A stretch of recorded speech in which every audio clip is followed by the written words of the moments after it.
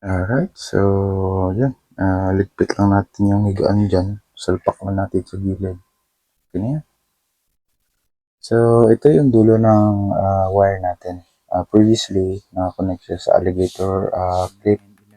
Yan, para ito yung magiging connection niya from our 12 volt battery.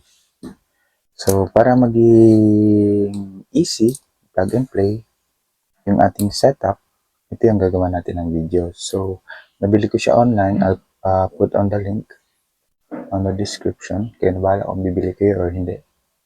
So, na-try ko na rin to dati sa mga 12 volt load ko. So, working siya. So, gagamitin natin yung ating nabiling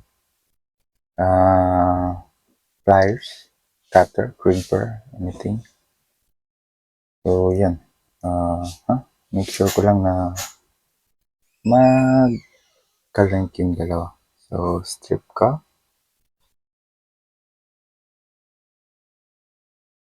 So, yan.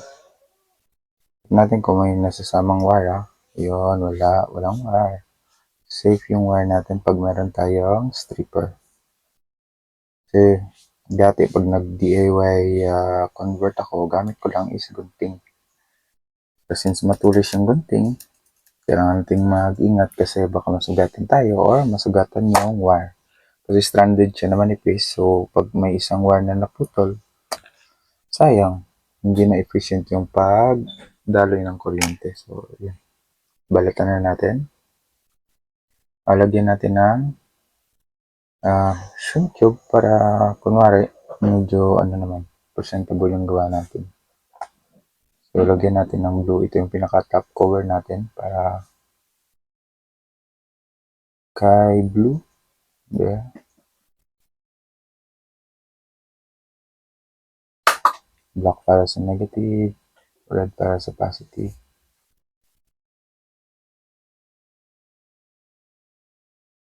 Ayan. Okay. So, connect na natin yung terminals natin. Medyo mahaba yung wire ko guys. So, siyan ko lang.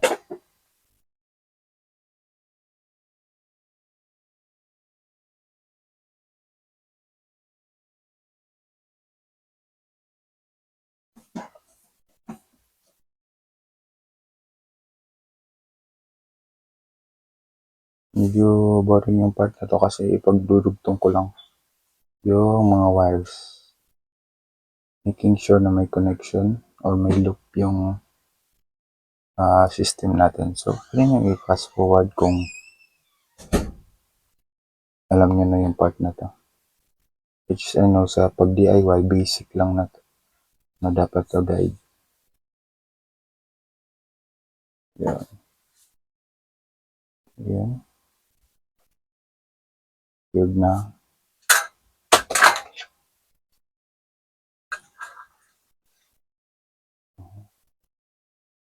Ito yung negative, positive naman.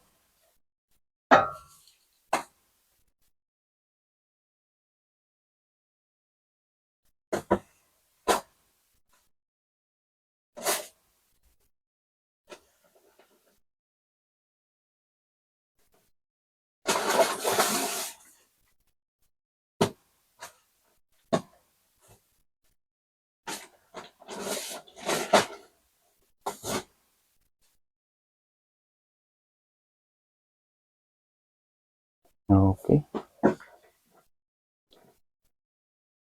Pasok lang natin sa YouTube.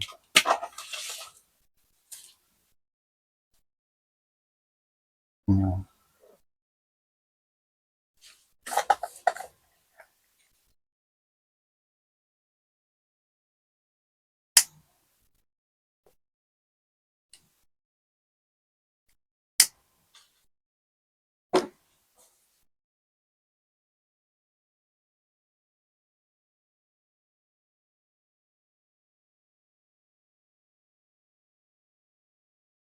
Tapos, lagyan ng cover. Lagyan ko lang to guys para ano, medyo presentable siya.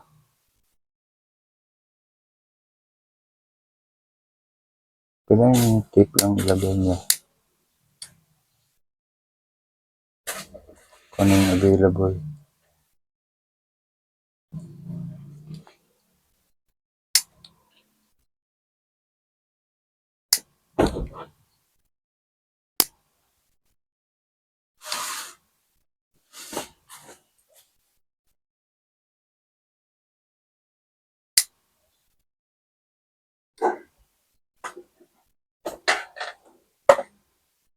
Alright. Yun, medyo mainit lang. So, hindi ko siya nilagyan ng switch. Kasi meron namang switch yung distribution box natin. Doon na lang. Pagka hindi na gamitin, bunutin na lang. Check natin. Trial na. Alright, so andito na yung green, tsaka yung blue. Tsaka ito yung dulo ng connections nila. So, yan. Color-coded siya para makita ko kung alin yung para sa blue at alin yung para sa green. So, silpak natin.